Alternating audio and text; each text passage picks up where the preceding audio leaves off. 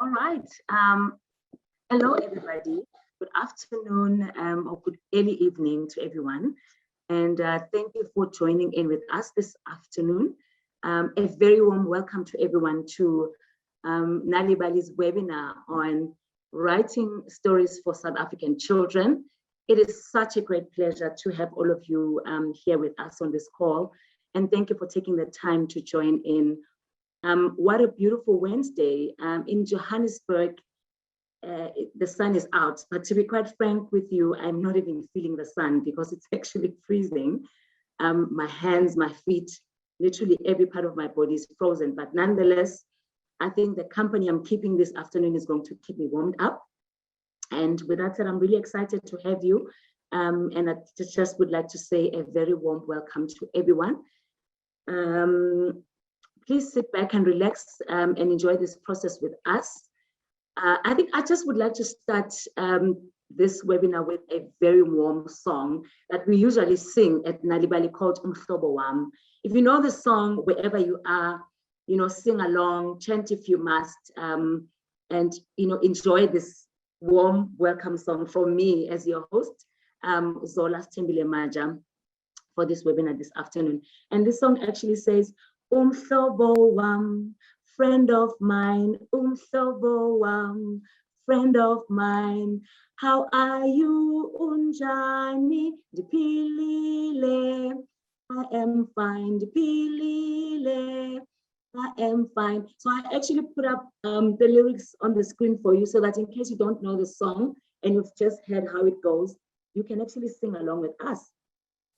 Thank you, Sally, for sharing the screen for me this afternoon. Thank you so much. I cannot imagine how much of the stress and the pressure it would be if I had to actually juggle through everything. I think these are the pleasures of having a team to work together with you. So let's do the song together, everyone. Wherever you are, clap hands if you may, chant if you have to, snap if you want to, and sing as loud as you want. But please make sure you keep your mic muted. And for your own network connectivity issues, just for this moment, you can just keep your video off. Yeah, so let's go. Let's just come on and sing the song together. Umhlobo wam, friend of mine, Umhlobo wam, friend of mine. How are you, Unjani? Dipilile. I am fine, Dipilile. I am fine, Umhlobo wam, friend of mine, Umhlobo wam, friend of mine. How are you, Unjani? Dipilile. I am fine, Dipilile. I am fine. Well done, everybody. Thank you so very much for singing along with us. And that was just to say welcome to you. And thank you for joining as a friend, as a colleague, from near and far, from where Nal'ibali is. A very warm welcome to you. Now let's get down to business.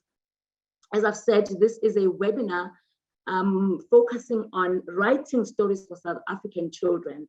And it is such a great pleasure today to be hosting this webinar. I think the first thing that I'd really love to do right at this present moment is to quickly introduce our speakers and presenters for this particular webinar.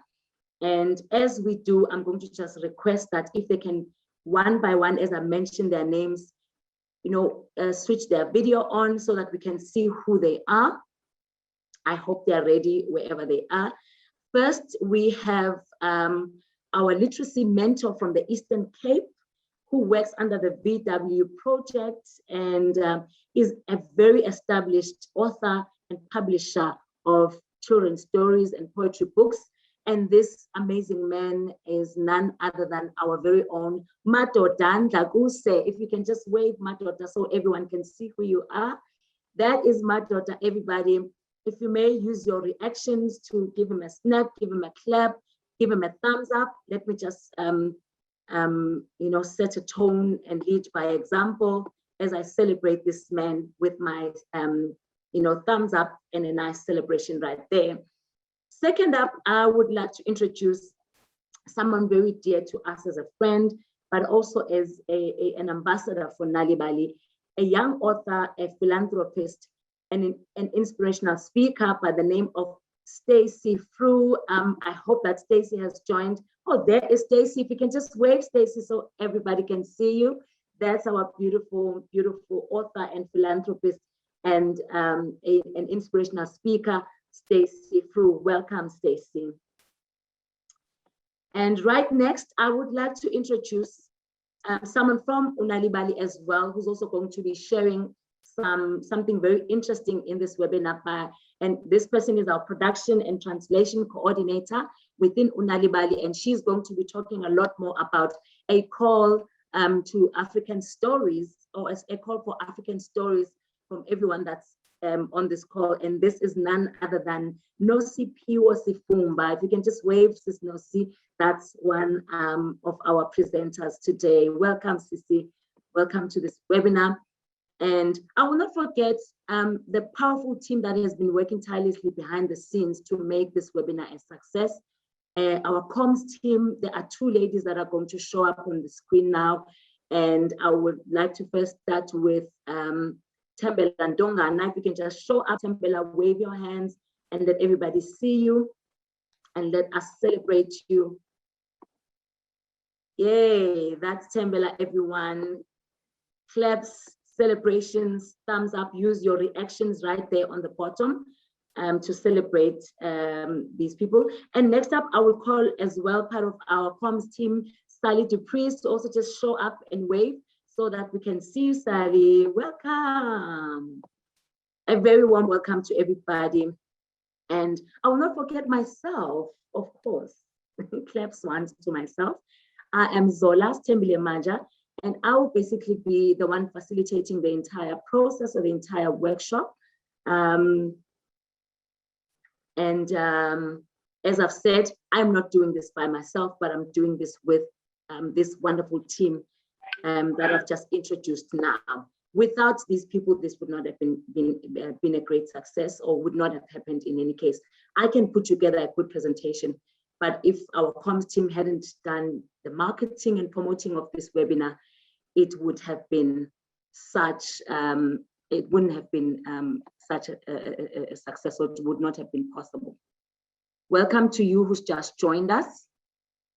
We are here attending or taking you through this webinar on writing stories for South African children. And we just completed the process of introducing the team that is going to present and speak during this webinar. Quickly, let's just get to some housekeeping and rules, housekeeping rules for engagement. First and foremost, we'd like to ask that you please keep your mic on mute.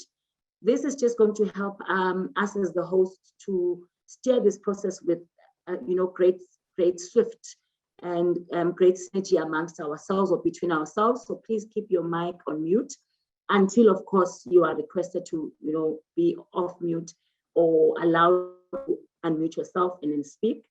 Also, would like to ask that you please keep your video off as well, unless you're asked to actually switch back on. Videos at times, for some people that are in areas where there isn't good network, do kind of create some disruptions. So the less people's videos are on, the better the quality of the network we will have. Please do use the raise your hand icon on your reactions down below the screen, where you can be able to just raise your hand should you have any question as the presentations are taking place or the speakers are taking us through and sharing their nuggets of wisdom. And lastly, we will use the chat box for any comments and additional questions when we have that. Some people may not necessarily like to speak out for people to hear them, but they probably just want to share their nuggets of wisdom on the chat box. Please go ahead and do that and use the chat box for that purpose. A bit of background. I'm just checking if there are any messages I need to take note of. Please do pardon me for that sidetrack. A bit of background that I feel is important to take you guys through before we kick off, just as we are kicking off. One of the key challenges in growing a culture of reading in our country is simply a lack of good quality children stories in different African languages. And us as a reading campaign, we have been translating and publishing stories, and of course, broadcasting stories through radio programs, in a range of South African languages since the year 2012. Now, today, we are basically offering an opportunity to aspiring writers and storytellers, an opportunity to learn to put together a good quality story for South African children that are aged 5 to 8 in just a few simple steps, but also keeping in mind some of these following things. One, why and when stories need to be enjoyable rather than educational. We are a Reading for Enjoyment campaign. Number two, the importance of a locally contextualized setting, theme, and characters. That's very, very important, to relate to our children in terms of reading. The difference that language can make, to deepen the understanding of language, and also the considerations of translations in that whole in the whole scheme of things. So the main aim of our gathering today, or of this webinar, is basically to help aspiring writers to be able to put together a good quality story, but also to show that writing and reading for enjoyment in the languages that children understand, specifically to say their mother tongue, that basically plays a very pivotal role in the development of literacy for those particular children. So that was just a bit of a background so that you kind of have a clear understanding why we felt the need to do this webinar, amidst the things that we do on a daily basis with our great team of provincial coordinators and literacy mentors and story sparkers in the various provinces and different communities in those specific provinces. What do we have lined up? We've already done the welcome intros and background. We are going to quickly, not literally like after this, but soon we are going to be taken through the 10 guidelines for putting together a story for South African children, which is going to be presented or facilitated by the amazing Madoda Ndlaguse. I'm waiting in anticipation, and I hope you guys are in the same situation as well. And then we have our beautiful, beautiful Stacey Fru, who's going to share a talk with us as our ambassador. And then we actually summarize with a call for African stories, and then we close our webinar. So this then leads me to share just a little bit about who Nal'ibali is, because this is very important, especially for the people that have not engaged with Nal'ibali before. Maybe they know about Nal'ibali a bit, but they haven't really had that deep. We just want to share a bit about why we love stories so much, and what we believe about stories, and why stories are important for us as a Reading for Enjoyment campaign. Please enjoy this video. Imagine a South Africa where every child has the chance to reach their potential. When I was a child, I learned to read in my home language before I learned to read in other languages. This made it easier to master other languages, including coding. Now I'm studying to become a computer programmer. I was just offered my first job as an assistant engineer. I made sure I was signing an employment contract that worked for me. This was easy because as a child I learned to read for meaning and enjoyment. I wanted my daughter to attend a school outside our catchment area. Because I love to read, I could write a creative motivation for why my daughter should attend this school. All three of these people have something in common. They all learned to read for enjoyment in their home language at an early age. Nal'ibali is a national Reading for Enjoyment campaign that aims to spark children's potential through storytelling and reading. The ability to read and understand is the basis for learning. Learning is the means to education, and education unlocks a world of possibilities for children to thrive in. Nal'ibali is helping to build a nation of readers. You can help by starting a reading club, visiting a library, or simply reading to a child. Join us in unleashing the power of stories to all South Africans.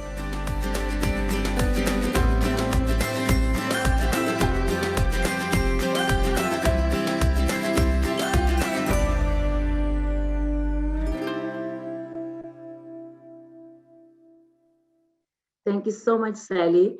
Now, if if this was in church, this is a moment where I would say, Amen, Hallelujah. I hope you enjoyed that video. And maybe just to quickly summarize, if you didn't quite understand anything or that was moving too fast, in a nutshell, Nal'ibali as a Reading for Enjoyment campaign is a campaign that sparks children's potential through reading and stories. And we do this because we truly believe that children who read can go anywhere and they can become anything that they desire to be as individuals. And you're probably asking yourself, but what are the benefits really of stories? Why should we bother ourselves with reading stories? What do we stand to benefit by reading stories? Well, let me just quickly share with you what those benefits are. When we listen and share stories, we basically gain a lot of positive things as adults and children. Firstly, adults and children get to engage and be able to know one another in a relaxed and nurturing way. Number two, stories have a way of providing examples to children about how do people actually meet and face the daily challenges and help them to be able to learn appropriate ways to respond to situations emotionally and socially. Number three, children and adults can be able to develop, feelings of empathy through the stories that they are reading or they are listening to.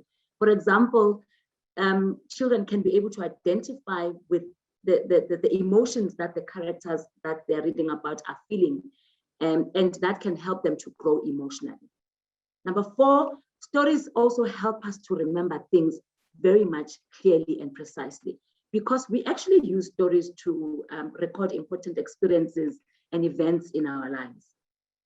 Like I'm sure right now you can think back about what happened to you when you were in matric, because when you speak about that experience, you also in most cases you share that in a form of a story, and that's how we are able to remember things more clearly and precisely. Number five, books and stories have a way of helping us to deepen our thinking and stretch our imagination, and this basically helps us to learn to deal with and solve problems in a more creative way. And through stories, or rather through enjoying stories, children can be able to experience the power of reading. And when they are in that space, this helps to stimulate their desire to read a bit more. Read for themselves, to be read to, and to read for other children as well. And lastly, being told stories and being read to as a child at home, these are some of the things that are most likely to help the children to become successful learners at school. And I'm sure where you are sitting, you can be able to say to me now, well, those are not the only benefits. And if I can start from the first person on the call to the last person, trust you me, we can find ourselves having like over 1,000 benefits of reading stories, because every person's experience differs one from the other. And what better way to prove my point than to allow us to have this storytelling or story reading experience by inviting Umadoda Nhlabuse to come and read a story for us called Intake Mvula, the Rainbird, which is a story that was written by Joanne Bloch, and it was translated in ngesiXhosa by Unobuntu Stengile and illustrated by Meki van der Merwe. Can we please put our hands together as we warmly welcome our very own Mr. Umadoda Nhlabuse? Come on, guys, I want to see those reactions.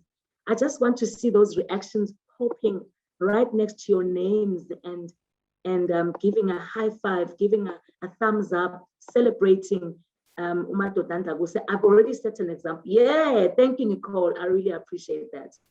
Come on, everyone. Come on, everyone. Come on, everyone. Come on, everyone. Yeah, I'm excited to see this. Welcome, madoda. Take us to the story. Kwakukho ilali encinane eyayimi kwinyele yehlathi esizikithini selihlathi kwawona amasebe aphezulu omthi omkhulu kunene. Kwakuhlala ke bantwana bam eyona ntaka ikhethekileyo, intaka eyenza imvula, the rain bird. Oh, abahlali balelali babethe gqulo each and every time babezinika ithuba lokugcina le ntaka yonwabile ngamaxesha onke. Babegcina iingququ zesonka namaqheke zeziqhamo kunye nobisi olutsha lwecoconut. Kwaye qho apha evekini kwakubakho ke bantwana bam abahlali ababedla ngokuhamba ke nezi zimuncumuncu bazisehlathini bafike ke bazibeke phantsi kwaloo mthi. Ucinga uba babayenzela ntoni loo nto? Bayokuthi ke emveni kokuba bezandlele phantsi kwaloo mthi aze omnye ke ngoku adlale ngonyani ithile ngepiyano, hayi amapiyano edlala ke ngeminwe. Ingoma ke sicinga uba yayisithi, ndiyintaka emvula ndithanda ukucula, ndiyintaka emvula ndithanda ukucula. Kuyakuthi ke ethubeni ke ubone loo ntaka ibhabha, ewe isize ezantsi ukuza kutya ize isele kananjalo. Iyawuthi ke yawugqiba ke ngokuyiva iqalisa ukucula eyona ngoma imnandi. Ulinjalo uza kuyibona ke ngokunyusa amaphiko yenjenje, amaphiko alizuba namanyezelayo. Emveni koko imvula iqalise ukuna. Ucinga uba yintoni ke ngoku eza kwenzeka? But gradually the rain stopped falling, the crops began to die, and their animals grew thin and weak. Kwakutheni? Abantu bale ndawo babengayihoyanga ngoku le ntaka, bazixelela uba ayisuka leyo kuhleli nje simane sithutha ukutya siye ehlathini, inosuka yenzeka into eyenzekayo. Zange kuye mntu ehlathini nangoku. Ithi ingxelo, but still nobody went into the forest to feed the bird that brought the rain. They were all too busy, trying to find money so that they can buy food in a neighboring town. Kwenzeka ntoni? One day Katie went into the forest. Nantso le ntwazana iye ehlathini. She walked and walked and walked until she came to the tall tree in which the rain bird lived. Ufika kanye ngoku kanye kulo mntu uhlala le ntaka. Nontwazana ukhethiwe. Katie stared up at the tree. Why, Joe? And she remembered how her granny used to take her into the forest to feed the bird. She took a piece of bread out of her bag and laid it at the base of the tree. Wondlala umntase mntakabawo. Then because she had no thumb piano, she sang a song. The rain bird swooped down and began to eat the bread. When it had finished, it sang a few high notes and raised its shiny wings. Then Katie heard the rumble of thunder, and by the time she reached home,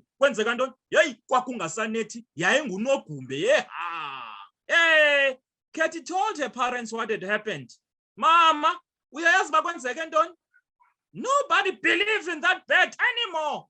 Don't waste your bread on it, mntanam, scolded her mother. Uyabazi ke abazali xa bemngxolisa umntu, ngxolisa umntana ngento kabacinga binjalo ke.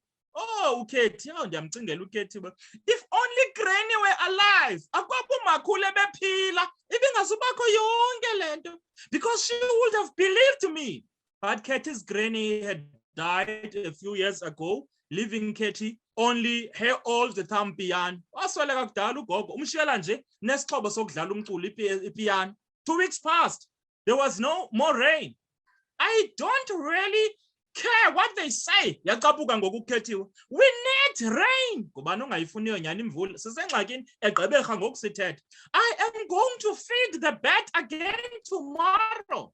So early next morning, uKhethi mntakabawo wathatha ke islice sakhe sesonka, wathatha namaqunu bapha ekitchen, wathi ogqiba ke wathi gqolo ehamba ke esiya kanye esizikithini esehlathi. Wayengayiqondi into yoba kanti notatakhe uvukile apha. Wathi xa njengoba utatakhe evukile ejonge into eyiza intombi yakhe, wathi I will teach that disobedient child a lesson. Yabona la mntana ungenambeko, ungenasimilo, ndiza kumfundisa isifundo. He said to himself angrily, yabazi kodwa xa benomsindo mntakabawo. He snatched his bow and arrows and silently followed Katie into the forest. Just as the bird flew down to eat the food that Katie had set out for it, her father raised his bow and released its deadly arrow. The arrow flew straight into the bird's heart and it let out a piercing shriek. Terrified, Katie spun around and saw her father fall to the ground, dead. Looking back at the bird, she saw the arrow fall harmlessly from its body. Then the bird swooped up into the tree. With a pounding heart, Katie raced home. Every animal and person she saw on her way, yayifile, kwakufe wena bhokwe, kufe wena gusha, kufe wena nkomo zazibuthisile, ibobo butyobo. At home, she quickly found a granny's old thumb piano. Asiba lo mntana ungikhethiwe uzayithini le piano? Wathi ke, this is my only hope. Wacinga ngolo hlobo. The rain bird is angry and I have to make her happy again. Oh mntana bantu, unenimba ngale ntaka. Phofu ucinga lana babantu ngoba uyayiqonda into yoba ubunothatha esi sixhobo angene ehlathini ikho nto ezakwenzeka. Wena mntu uphulaphula ekhaya ucinga uba kuzakwenzeka ntoni? What do you think is going to happen? Ucinga uba lizawuphela njani elibali? Yiva ke, Katie ran back to the big tree with trembling hands. Oh, she played and played and played and played and played and played until her fingers hurt. Finally, the bird swooped down, ate some berries, wow, and sang a few notes. Then,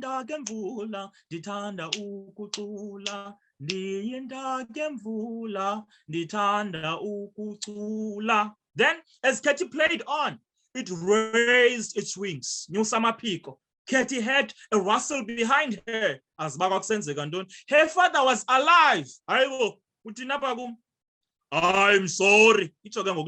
He said again and again and again. Then he held out his hand to his daughter and they walked back to the village where all the people and all the animals were alive again. That night, the villagers held a meeting. But they agreed that they had learned a valuable lesson. And from that day onwards, every week, one of them makes a special trip to the forest so that they can feed the bird that brings them rain. Thank you so much, Mzolisto.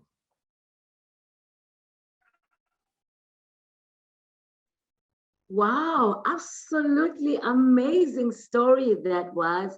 For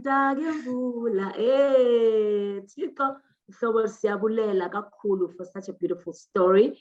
I hope everyone has enjoyed this story, and we were very intentional about this part of the program because you cannot really speak about something you're not practicing, and we wanted people to firsthand, feel the very kind of experiences you get when someone actually tells a story to you or reads a story to you. And we wanted to tap into those emotions of excitement, happiness and confusion at some point. And I do understand that most of the story was told in isiXhosa, but as said, this is a story that was translated from English. It's called The Rainbird. I think we'll find a way to kind of indicate where that you can share with us where we can get the story. Okay, we can get the story on the Nal'ibali website. Thank you so much, Mzolisto. And the story is available not only in English, but Afrikaans, isiNdebele, isiXhosa, isiZulu, iSpedi, iSotho, iSetswana, iSwati, Tshivenda, and of course, Xitsonga. So in most of the South African languages, you can find the story. It's Xitsonga. Yeah? Whoa, so sawfunda every day, Siswam. Absolutely, that's what the space actually provides. This is a learning platform And we cannot take away that as a country, we are rich in language. And it's a big mistake to not try your best to learn at least more than one, additional language from, any of the 11 that we have. You've got such a great pool to choose from. We've got Batsonga, we've got Swanas, we've got Ndebeles. We are very rich in language and culture. So colleagues, I've just popped on the chat box 2 questions I'd like for you to quickly share your responses to. And the first question basically says, what did you like about the story, or what is your biggest takeaway? And secondly, what are the most important components that you kind of grasped as the story was being read?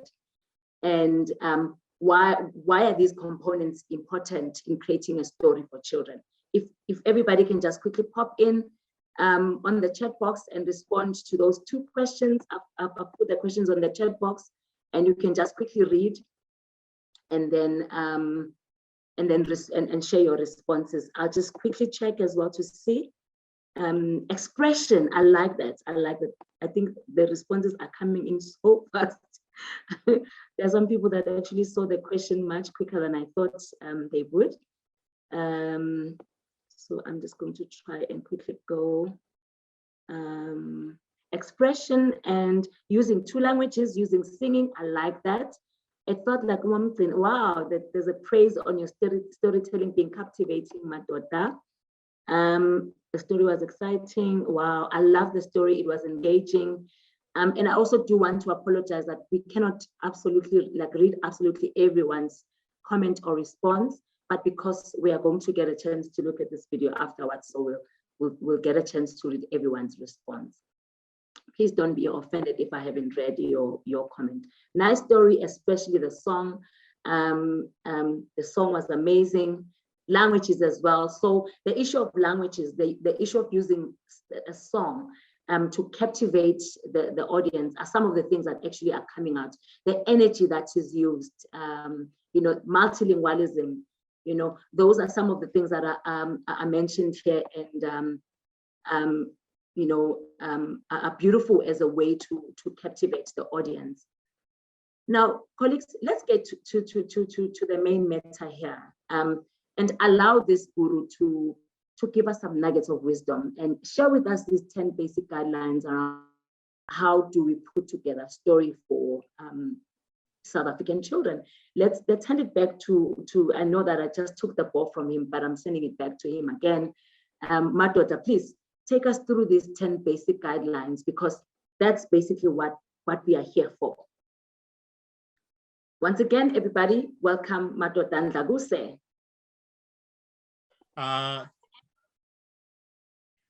Thank you so much, Sisola. Let me take this opportunity to greet each and every one of us who is part of the webinar. Once again, my name is Madoda. The surname is Ndlaguse. I am the literacy mentor for Nal'ibali. I'm working for Nal'ibali in the Eastern Cape. I'm a storyteller, and of course, I'm a writer. I published my first book, which happens to be the children's book, in 2016, working with Book Dash. And we did that creative work at Amazwi. Now, I understand that some of our colleagues from the museum in Grahamstown, Makanda, are here. We were there. So that's where I was so inspired to continue to write stories like the one I was reading. Of course, I recently published my first short story collection, as well as first poetry collection. And the second of the double is coming this September. I've been published in some other publications, including Imbiza, which is a brainchild of Dr. Spio Mahala, working very, very close with Dr. Zina Mhlope. And of course, I'm a proud member of the Life Writing Collective, where we use storytelling as a part of healing. Enough about myself. I'm here to share the 10 basic guidelines for writing children's stories. When we were talking about this subject with my colleagues a few days ago, one of them, by the name of Uzola, quickly pointed out that As much as, of course, we are saying this is 10 basic, it doesn't mean that 10 is the magic number. You have to have this 10 inside your head so that you can get it right.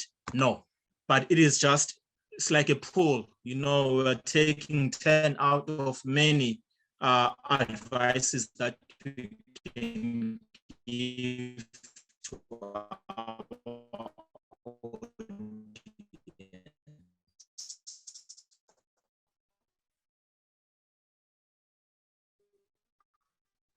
All right. Number one, generate a concept that works. Make sure, why are you writing? What is it that you want to bring? You want to bring about a change in a certain Africa. We all know their wisdom to correct those. And maybe you can think about what challenge you must write about something that you know. Begin about something that has to do with your surroundings. Yes, it doesn't take much away from your imagination, but it's a combination between what you know, what you've been through, and what you would love to achieve. Make sure that you know about your surroundings. You can also add a spice about your background, your childhood experiences. For example, what was your favorite toy and how did you lose it? Did you experience some bullying in your early childhood experiences? I'm just making an example. Do you still remember your first visit to your grandmother? Your first visit to the zoo, to the farm? Okanye ngela xesha wawuqala ubona lanya kwakuthiwa lirhambe igqithe engcini kwenzeka ntoni? So all those, if you ponder more on your background as far as early childhood development or early childhood experience is concerned, I mean, your lived experiences, that's what you're talking about. That is so important. And of course, you must focus on the matter that you are familiar with, and of course, write about something that you are comfortable with. Don't write about something that is going to give you pain, unending pain, and of course, you do not have a way to end that pain, but write about something that you feel strong. And of course, put yourself inside the shoes of the people that are going to read this book, whether it's caregivers, parents, abagcini, abazali, or abantwana, or even the teachers, right? For those organizations that are dealing with education, or Nal'ibali, or WordWorks, or Book Dash, I'm just making an example, or Puku, nabanye. Focus on what matters kuwe qala. Write about what you love to write about. Okanye write about lento kudala ufuna ukuyilungisa. This brings me to indawo ethi, the usage of the mother tongue. We all know that in history, we had the great Utatu Nelson Rolihlahla Mandela, isithalwande ngokunoko kwaso. In one of his quotes, he said, if you talk to a man in a language he understands, that goes straight to his head. But if you talk to him in his own language, that goes to his heart. A few years ago in Grahamstown or Makanda, I attended one of the Lead First seminars during this time. And one of the speakers emphasized the importance of mother tongue. He even went on saying, if you lose your mother tongue, it's like you've lost your own tongue. Therefore, you cannot speak. This, hey, it cuts deep. It means that it's very important for us to recognize the role that the mother language, the role that the mother tongue plays in us expressing ourselves, and of course, identifying ourselves, identifying with nature as well as our surroundings. Yes, Uzola was saying that I'm the main speaker here, but allow me to give you a chance to write in the chat. I'm going to ask a question. I'm going to pose a question. I'm interested very much in your views in this very important topic as well. In what way can we encourage the use of mother tongue, let's say in a reading club space, at home, or in the classroom environment?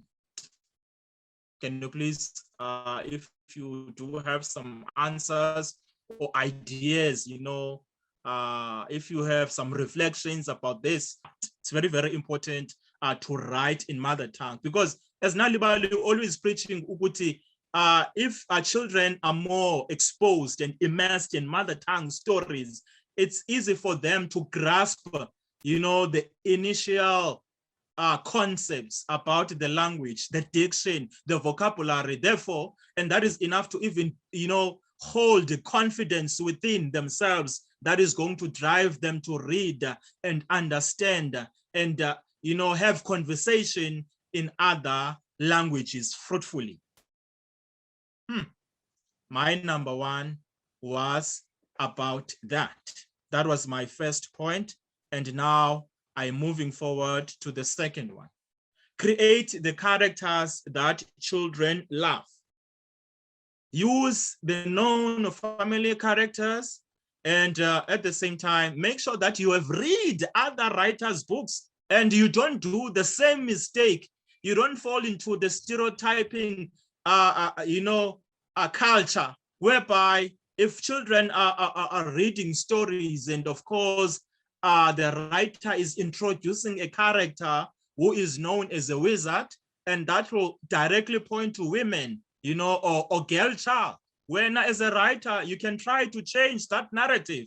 Why, if women can be regarded as witches or wizards, can't men be? And of course, if we are reading a story and it talks about Tikolosh, Uhili, Undai, I'm sorry, I don't have a correct definition of Tikolosh in English, but why? They are always boys, they are always men, So you can just want to try to correct all the negative narrative that was done as far as writing in the past happened. And of course, you come up with some new ideas and some new concepts. Make sure that you are positioned in South Africa as a known and respected country globally. Make sure that even people in Canada, people in Kenya, people in Zimbabwe, people in Madagascar, people in Mozambique, when they read the story, they would love to come to South Africa and learn more about the special abilities that these characters and of course our people and animals have. Yes, you can write about the character that is looking strange, a character that talks or behaves differently than everyone else, or differently than any other animal if you're writing about animals. And you can also make a habit, instead of writing about animals, to write about plants. Who says you can't write about the sun? Who says you can't write about the moon? Who said you can't write about the wind? I'm just making an example. And make sure you've been at the library, and when you go to the children's sections, who is there as the writers? Who are there?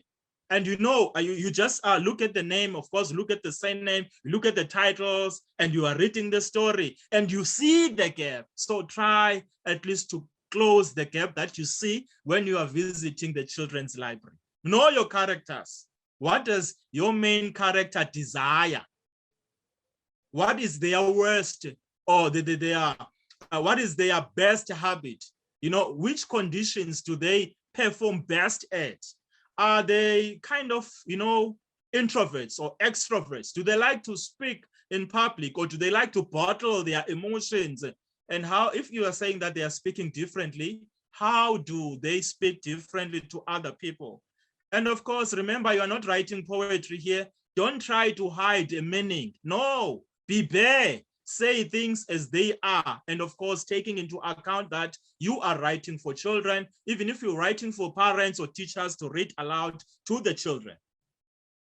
Does your character have doubts? If your character have doubts, it's fine, because someone might, as much as you are writing these thinking at the back of your head about children, there might be someone in our vicinity, a neighbor in our community, who is having this problem. And of course, while reading this book up until the end and seeing this character, how does he overcome the doubt issue? Of course, well, that is something. Do they have too much bravery? If they have too much bravery, does that mean too much bravery is a good thing for us?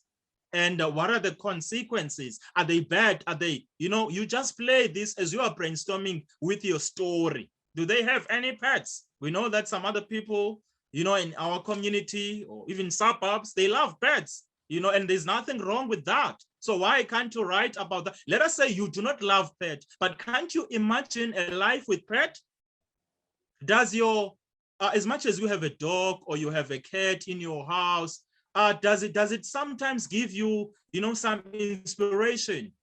I'm just gonna, narrate just a short story that I heard about my friend when COVID in PE was doing, last year, what happened as far as COVID-19 is here in Gqeberha.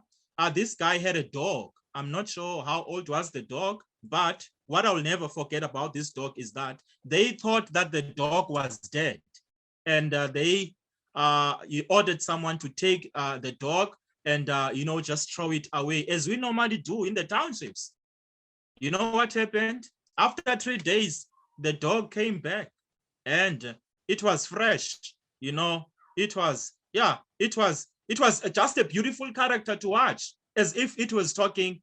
It was gonna say, okay, guys, you thought that I was dead, but why did you even check? Why did you just make the decision of just throwing me like that, as if I'm not? When you are writing for children, you are asking yourself too many questions about these characters, right?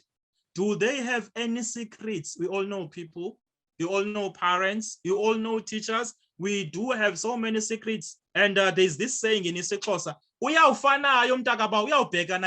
meaning you will take your secret to the grave. And does that happen with your character? Does that help? And of course, you can do some research about that and you write nicely. What would this character do if it was in a way out of character way? If it was surprised by something, how would it behave? I'm going to make an example. As you know that I've got this book of mine. It's entitled Umtshato wenhlanzi nenkukhu, the wedding of the chicken and the fish. And there is a scene whereby uCikizwa, where the chicken is sleeping and she is having a bad dream. And in that bad dream, Cikizwa's mother is asking what black mothers always love to ask to black daughters. When are you getting married? Those kind of questions. You see, Cikizwa is not a human being. She is a chicken. But as someone who is writing for children, you try and just take people's behaviors and throw them to animals, throw them to birds, throw them to plants, just to make sure you've got a fertile and a powerful story for everyone. As people that are in the space of children's literature or children's literacy development, we must make sure that our practice is developmentally appropriate. And as people that are writing for children, we must count our words. But of course, you don't just count words, like you don't just write and count, okay, 1, 2, no. You first start with your story, and of course, if you have to cut, please. Because, for example, from 0 to 3 years, 0 to 200 words are enough, because a child it's anyway. So if you are writing wild and you are giving him or her too much child to develop 0 to 200 words, you're writing for 2 years to 5 years, you can write 200 to 500 words. From 3 to 7-year-olds, you can write from 500 right up until 800 words. And if you are writing maybe between this group like 4 to 8 years, you can write from 600 words to 1,000 words. But I repeat, you don't start by counting, but you start by inspiration. There must be this edge coming from inside. There must be this purpose. There must be this sense of urgency, sense of needing to do this change. And of course, you must speak out of your heart. You must write what you are inspired to write about. Why are the numbers important? Development process, as we have just said, children, they can only take a certain number of words as they progress by age. Number 4, what about structuring the plot? You must grab the child and the parents' attention in any way that you know possible. Go to the library, read other writers' books, and see how they go about grabbing the child's parents' attention. And of course, it will give you enough ideas. I'm not saying go out there and steal other people's work, because plagiarism is a crime. No. But of course, you can find your own way to structure the plot. Some they start by illustrations, some they start by content, text, and of course, there's editing, there's proofreading that is involved, and some they even go about translating so that it can be available to other people that are not speaking their own languages. But it's very, very important to brainstorm and structure your plot, because you are writing for children, you are writing for people here. You must respect your audience. You must respect the people that are going to buy your book. There must be a problem to solve, just like it is in our daily life experiences, right? Well, it could be a mystery, a person, a crisis, but the main character, just like it happens in films and novels, there must be a bit of a struggle, in overcoming this problem, so that we can get the edge to follow the happenings of the story, from where the problem or struggle started to where the solutions or the help was coming from, right? Make your character really, really struggle and fail. Well, they said here at least 3 times, but it depends on you and your plot and of course your surroundings before solving the problem, right? The main character should run up against a whole bunch of obstacles. Ne? It's not funny, but it's always interesting to children to find out, just like it happens Peppa Pig, just like it happens with Tom and Jerry, my generation. But there must be something, that is a problem, but at the same time, there's elements of fun, there's element of adventure, there's more interest to read the story as if you are watching the film. The problem has to be huge for the main character, even if the actual problem is just the small one. How do we recap this problematic thing in story writing? Number 1, you introduce the main problem. I'm not talking about the main character. No, the main problem. The main problem is umqobo. First obstacle to a solution, increasingly difficult obstacles to the solution. The main character is starting to give up. No, I can't take it. I am so tired, Banana, if there was a character by the name of Banana. But there must be a breakthrough, that light at the end of the tunnel. There must be a breakthrough, something that happens to show or to guide towards the solution. And then boom, problem is solved and the questions are answered. And of course, the reader is happy, and the reader doesn't want to, put down the book. We want those kind of books. That was our number 5. Number 6, this from poetry, right? Use repetition. Repetition, it's so important.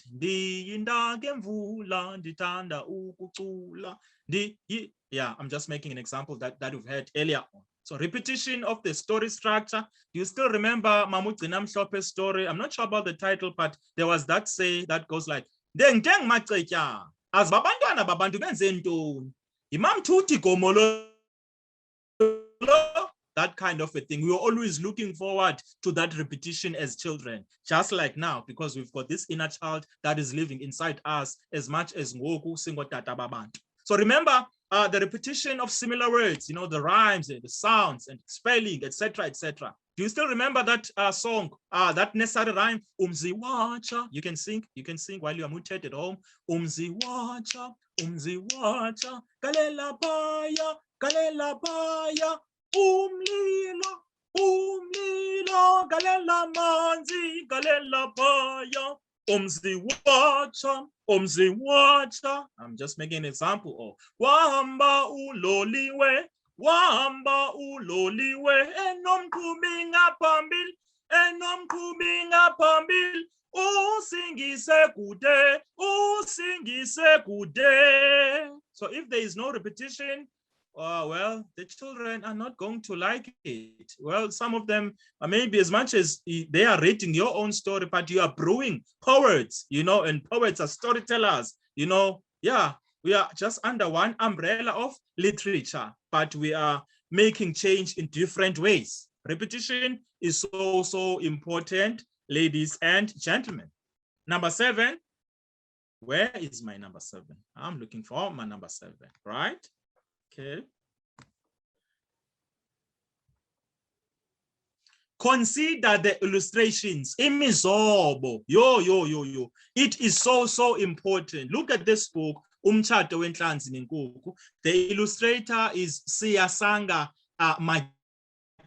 Majidi from East London. Yeah, she did a great work as far as illustration. Don't just take anyone who says, no, I can do this. Do you see these posters on social networks where people are saying that they have events? I'm sorry if I'm offending anyone.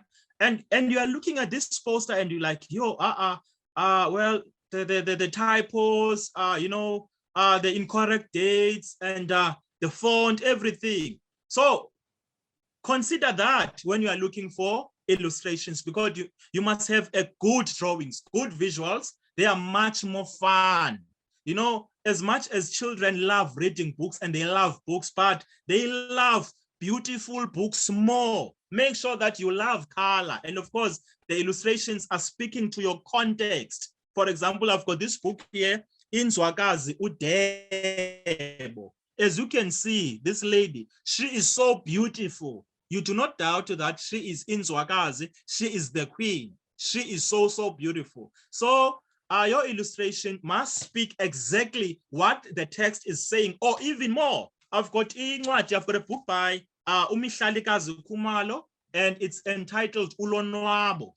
This book, there is a part whereby Ulonwabo was this boy child who was very close to his years, on Dangandi. There was that pressure, that way, Nalonwabo, you are not chilling with us boys and you are going to fetch some river water there as if you were a girl, etc., etc. But Ulonwabo used to laugh at those, and he was very close to his grandmother, to an extent that and all the recipes were coming from the grandmother's stories and wisdom. So look here, if you don't mind, if you can see my picture.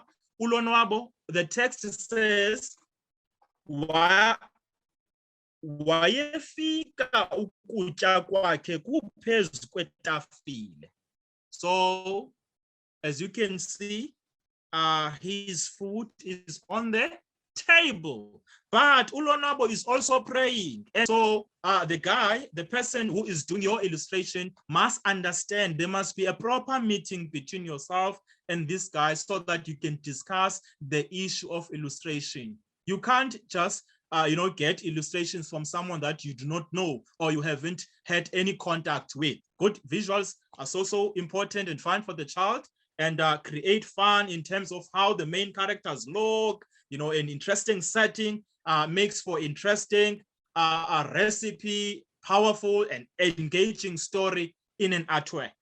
Think about the combination, as I've said, between your words and, of course, your pictures.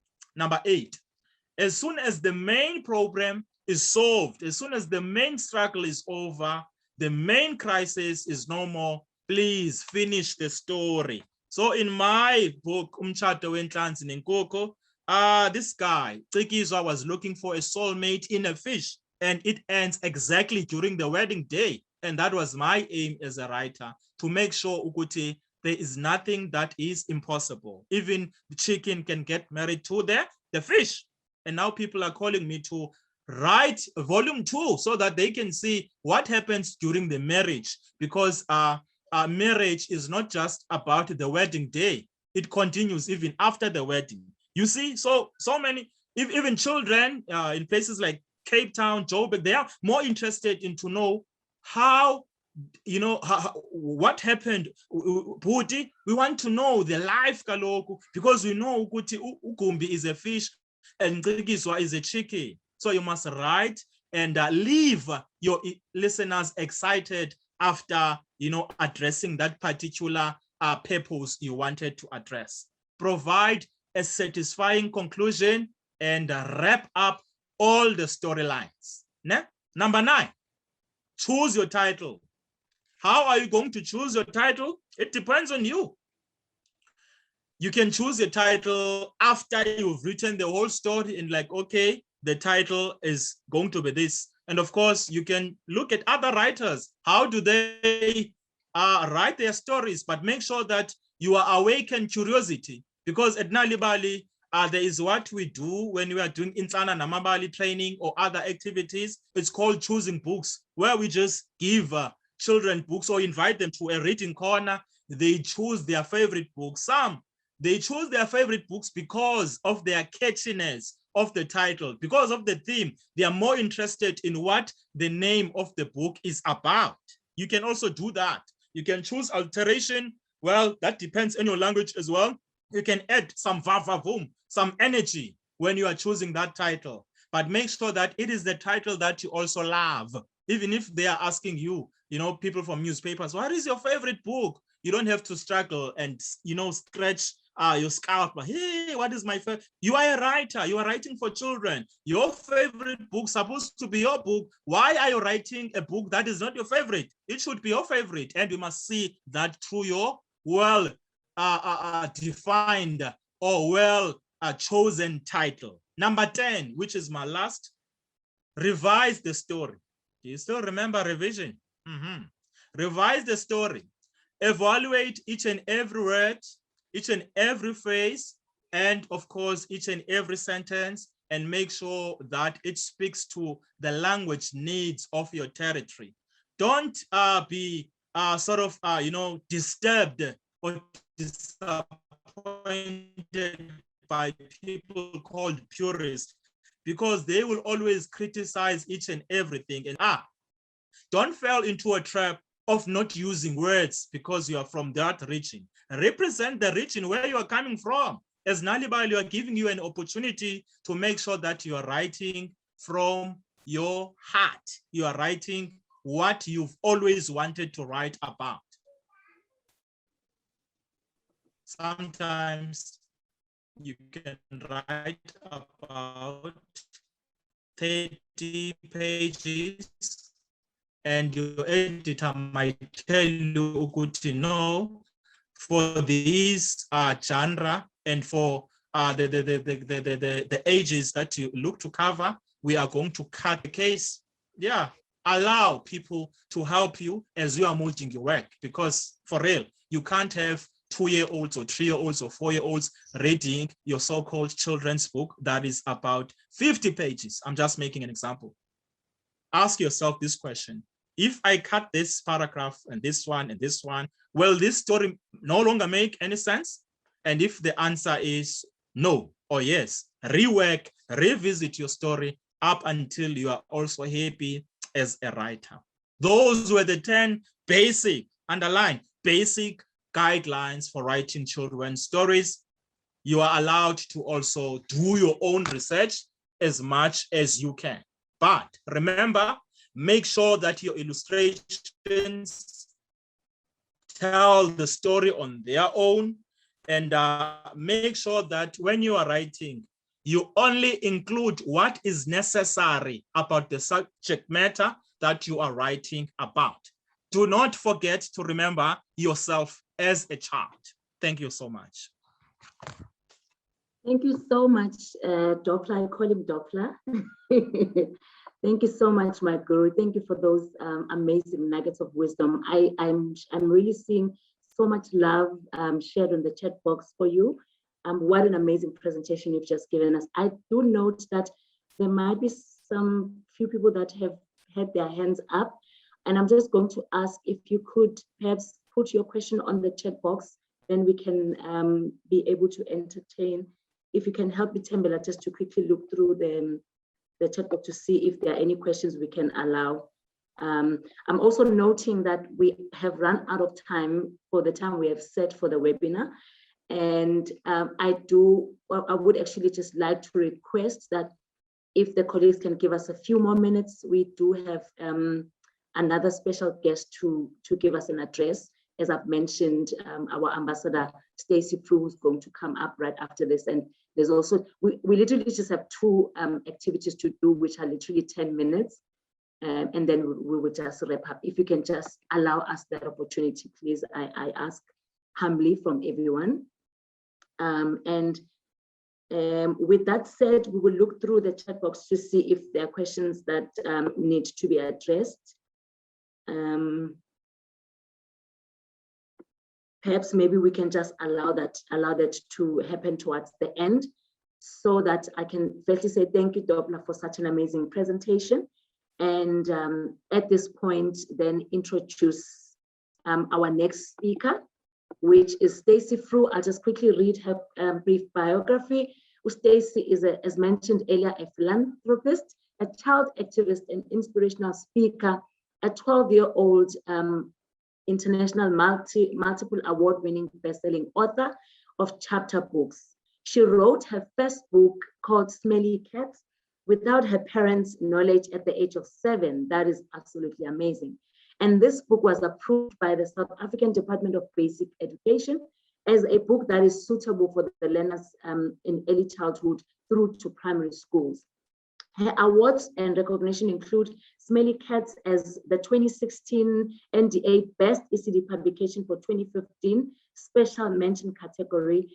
She's also got Young Leader for 2016 for her leading motivational and inspirational roles and academic achievements and initiatives in 2016, and for her also for her writings at the East Wave Radio Nelson Mandela International Community Day Leadership Award. So this young lady has got so much accolades and achievements under her belt at such a tender age, and she started to write her first book without her parents knowing when she was actually 7 years old. I cannot even remember what I was doing when I was 7 years old. But let's please put our hands together and welcome Stacey. I would have loved to make this a bit more conversational, but maybe let me just tell you quickly, Stacey, what I'd like for you to cover, and then anything else after that you can just maybe share freely as you feel. To tell us a little bit about yourself, maybe also tell us a little bit about when your passion for writing started and how far you see yourself going with this journey of writing and the work that you are doing. And lastly, how you would encourage, I'll remind you these questions as you go along, how you would encourage other aspiring young people who actually want to walk in your journey or to be able to do what you are doing as well. Yes, so good evening to everyone, and thank you so much for the amazing introduction, my dear host. My name is Stacey Fru. I'm actually 14 this year, so I'm not 12. I'll just correct you in that regard. Yes, so 14-year-old Stacey Fru from Johannesburg, South Africa. I am also a Nal'ibali ambassador. Thank you all for having me on your screens tonight. So hey, and I hope everyone is having an amazing afternoon so far. I promise not to take a lot of your time, but I'm absolutely honored to be able to share my journey and where I've come from, etc. So my passion for writing started when I was about 5 years old. That's when I first picked up that I was able to read and that I was able to write simple words. And then at 7, that was sort of the turning point in my whole journey, because at that time, my mother graduated with her master's. And as we were going through the graduation videos, I would see people praising this book. And so 7-year-old me put 2 and 2 together. And I came to the conclusion that, hey, my mother had written this book without telling me. So I was going to in turn write my own book without telling my mother. So when you hear people say that 7-year-old Stacey wrote her first book without her parents' knowledge, it is true. The only person that ever knew, not even my younger siblings, was my older brother. And that was because I'd run to him when I needed help with a spelling, or if I needed help, like, oh, what should I name this character, or where should my story go? So it was sort of like us two in on that. And it was such an amazing process for me because I was a child using my imagination to write for other children. I had no expectations of my book going on to have such an impact on my life. I was just writing it because, you know what, I was spiting my mother. So that was like how the whole thing started playing out. And I do not regret a single thing. I'm absolutely grateful from the moment that I first wrote the first word and to the moment that I told my mom that, hey, mom, look, I finished writing my book. I'm also extremely grateful for my parents' support and how far they've taken me. So I see, judging on how far I've come, and you did read some of my accolades and my awards, and judging by how far I've come, I feel like there's still room for me to achieve a lot more because I have something called the Stacey Fru Foundation, which is a foundation focused on literacy and safety and security within underprivileged areas in South Africa. So we target these little children who are not as well off. We do various programs and we run various programs with them to help them see the importance of literacy. And this is something that is extremely close to my heart, but safety and security as well, because a child, or I believe a child, cannot learn in an environment where they do not feel safe and secure. So I also thank the International Labour Organization and the African Union for recently supporting me in my endeavors to make this, in our society, a safer place for children. So that's just a few things that I've been doing. And how I feel like I'm heading in my journey is to achieve more within my activism work, because although I absolutely enjoy writing, it brings me so much joy thinking of writing stories, thinking of these scenarios, getting to use my imagination in order to achieve these certain things is one of the best things ever. And that's one of the things that I enjoy with writing. You have full creative rights. Anything you want is able to come true.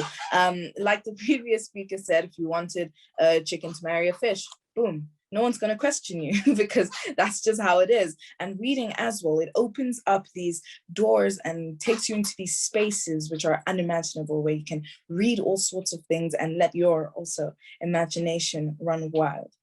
So how I would encourage people who inspire to be future writers, and I'll leave them with little nuggets of wisdom, I would say that you should take your time, but not think too deeply about what you want to say, especially if you're writing a children's book, because listen, you're writing for children. Children are not going to sit down and evaluate every word or evaluate every picture. They're there to enjoy the feeling of the story. So as long as you know what you want to portray within your book, and then you just take the time and write it. Make sure it is exactly what you want, because then you'll be sitting a few years later regretting, oh, I should have said this, oh, I should have said that. So make sure you are happy with your content and that you are happy with your product. Thank you. Oh my goodness. I just wish we had a whole lot more time for you to answer more questions, Stacey, but I don't think this is the last time we have a conversation with you. And yes, thank you so much for making the time to give this beautiful talk to us. And I think a whole lot more people are absolutely inspired by the work that you do and what you have already achieved at such a tender age. I like how you responded by saying, oh, I'm actually 14 now. And I'm thinking, that's still very young, you know? Yes. So thank you so much for the work that you're doing. You are truly a great inspiration to the country and the world at large. And we wish you nothing but the very best as you fought your way ahead into a greater future. Thank you so much. And I wish holding everyone that who torch joined high. the call. Yeah, keep holding that torch very high and keep being such a great inspiration. Yes, have a great evening, everyone. At Stacey Fru on social media, just saying. Thank you. Yeah, we got you right there. Colleagues, thank you so much for your time. That was such a beautiful address by Stacey Fru, and we really appreciate this amazing gem, an amazing precious stone of our country. Right now, I'd like to give an opportunity to Nosipiwo Sifumba, who's going to just share something amazing about a call for African stories. Please, let's just shower her with some love, some claps, some thumbs up, some celebrations as we welcome her to the platform to give this address to us. Welcome, Ms. Piwo. Thank you, Zola. I hope everybody can hear me. My name is Nosipiwo, as Zola has just mentioned. I'm the production and translation coordinator for Nal'ibali. I started at Nal'ibali in January this year, in this position. There's not much. I'm not going to take much of your time. All that I'm here for is to actually say something about the guidelines for the message that we've sent out there for people to submit their stories, to submit whatever they have that they can write for children. The message was sent out on our supplements, and it's actually on our website as well. Who are we calling and who is going to write these stories? We're asking anyone who's got a good story to write a story and submit it at Nal'ibali organization. And we've got an email address where you can send your story. It is stories@nalibali.org. What is the main aim of us wanting these stories? It's because we want children to link their stories to pleasure rather than to teach them the educational content that they learn at school. Which languages are we looking at? We're looking at all the South African official languages. Say you are a Xhosa speaking person, you are welcome to write your story in isiXhosa. If you are a Ndebele speaking person, you are welcome to write your story in isiNdebele, and so forth and so forth. There's no discrimination. There's no, if you want to write it in any language, even if it's a foreign language, I'm just saying, I'm sure we can make a plan. Also, what is going to happen to your story? Say you have written your story in isiXhosa, each and every story that comes in, it will be translated in all the other languages. So that is what is going to happen. If you've written it in English, it is going to be translated in isiXhosa, isiZulu, and all the other languages.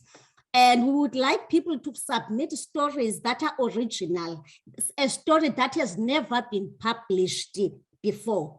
That is very important. And it is important that you must make sure that you have got all the rights to those stories. Are trying to avoid things that can happen in the future, because we don't want you to write a story that someone will come to us in one of these days and say, actually, this is my story, I can prove it. So it is important that you write an original story, which is your story, and it has never been published by any other publishers.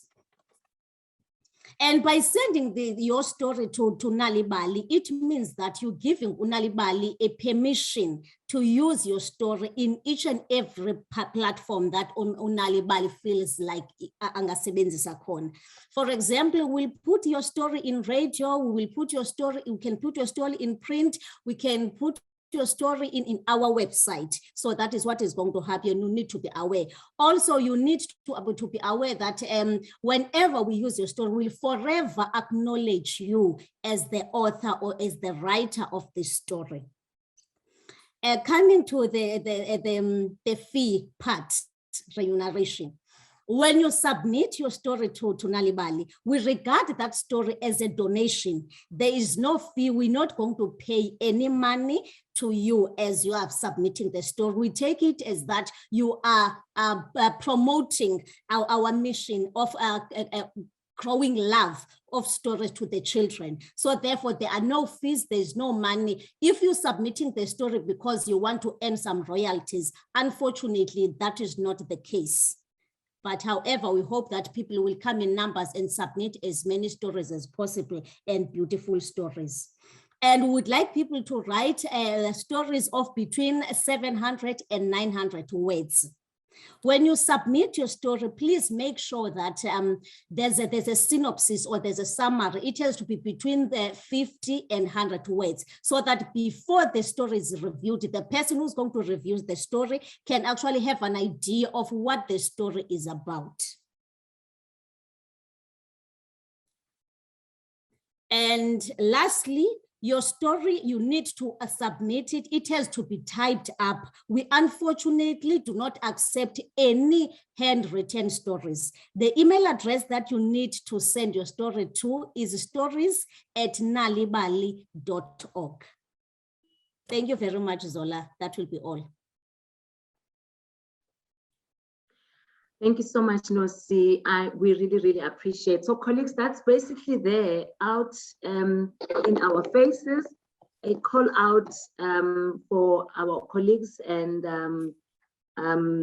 people out there who are lovers of literacy, development and education at large, to donate their stories to Nal'ibali so that we can continue to run the race of, continuing to spark children's potentials through reading and telling stories. And this also in turn becomes an opportunity, especially for the aspiring authors and writers to become published and become known, for the work that they do. Should you have any more questions, I would encourage you to please make sure that you send your questions to info@Nal'ibali. I know this is quite a lot of emails that we are sharing with you, but we just want to make sure that if we are not able, given the time, to answer to all questions, you still get a chance post the webinar to ask any questions about anything that relates to what we've shared today and anything that relates to what Nal'ibali does at large. Okay. Just to quickly see if I'm still at the right point.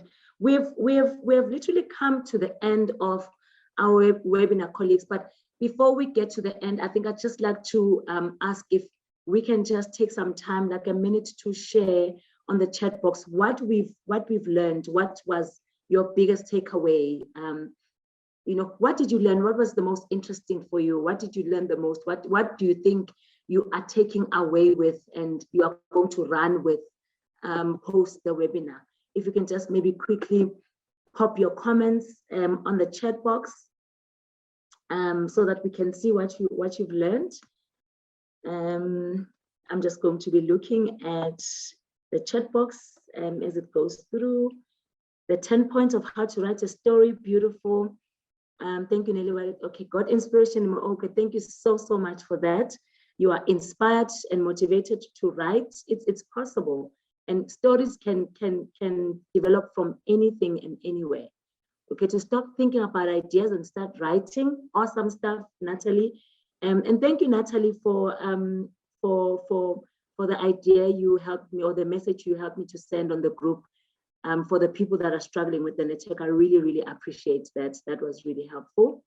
The maximum number of words per page, including the repetitive, beautiful comments people are sharing here. Keep writing. Sometimes we think, to create a story actually comes from things that are far-fetched, but it's actually coming from things that are around us. You look at your cup and the story comes out from your cup, so a story can come out of anything. We can create stories from what we think, what we see, what is all around us. Thank you so much. We are truly inspired.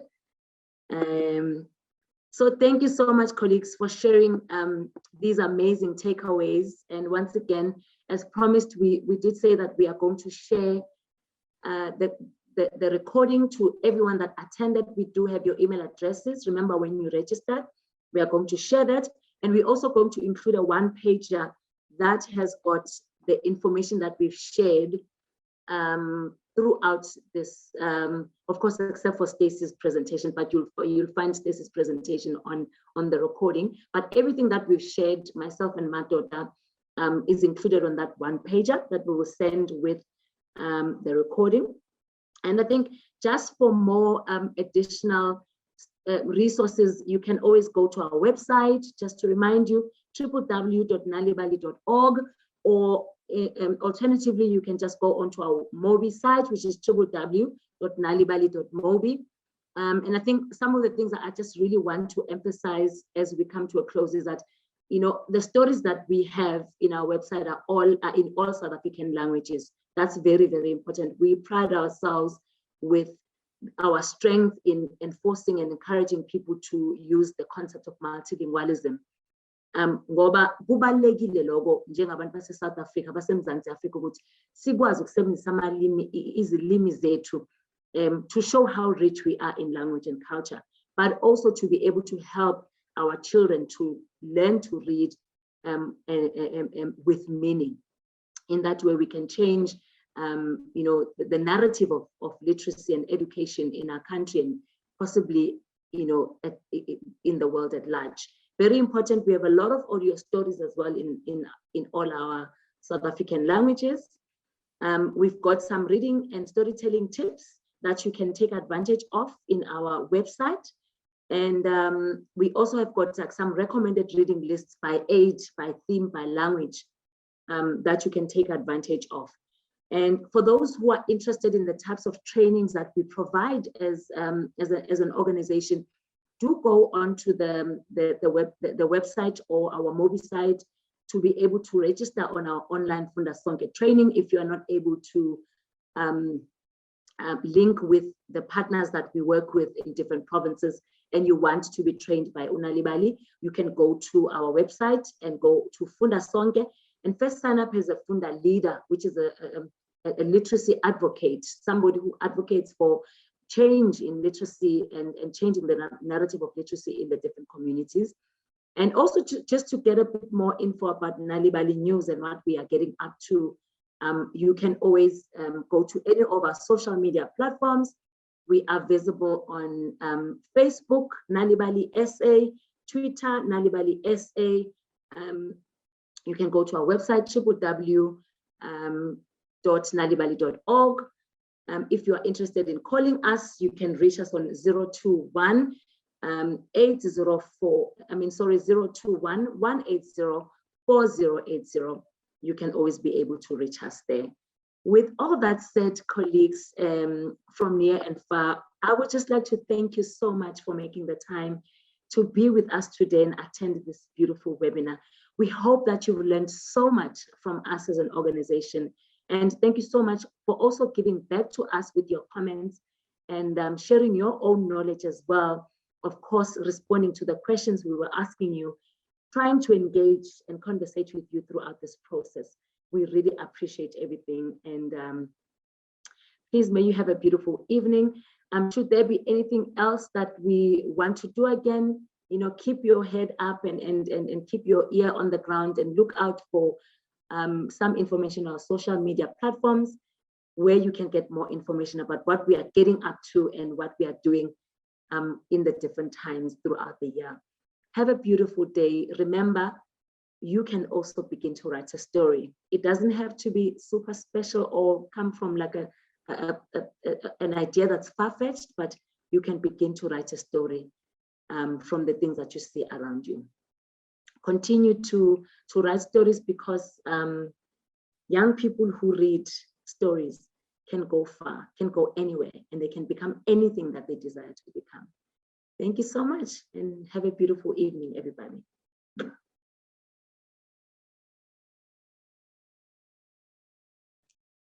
Asicule Mzolisto.